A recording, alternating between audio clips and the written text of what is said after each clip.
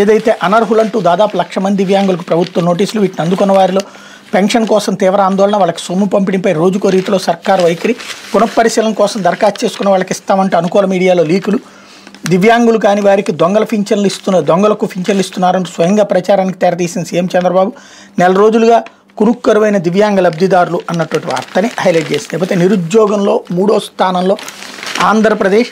ఈ ఏడాది April June వరకు లేబర్ సర్వే నివేదికలో వెల్లడి, రాష్ట్రంలో నిరుద్యోగిత 21%, జాతీయ స్థాయిలో 14.6%. ముఖ్యమంత్రి చంద్రబాబు పాలనలో రాష్ట్రం భారీ అప్పులతో పాటు నిరుద్యోగంలోనూ దూసుకుపోతోంది. దేశవ్యాప్తంగా నిరుద్యోగంలో ఆంధ్రప్రదేశ్ 3వ స్థానంలో ఇచ్చినట్టు లేబర్ ఫోర్స్ సర్వే నివేదిక వెల్లడించింది. ఏడాది ఏప్రిల్ నుంచి జూన్ వరకు రాష్ట్రంలో గ్రామీణ పట్టణ ప్రాంతాలు కలిపి 29 ఏళ్లలోపు యువకుల్లో నిరుద్యోగిత 21.0%గా ఉన్నట్టు నివేదిక వెల్లడించింది. జాతీయ స్థాయిలో నిరుద్యోగిత కేవలం 14.6% ఉండగా రాష్ట్రం అంతకు మించి ఉండటం గమనార్హం. ఏపీలో నిరుద్యోగ యువకులు 17.9%, యువతులు 28% అన్నటువంటి 28.5% అని హైలైట్ చేశారు. యువత వినాయక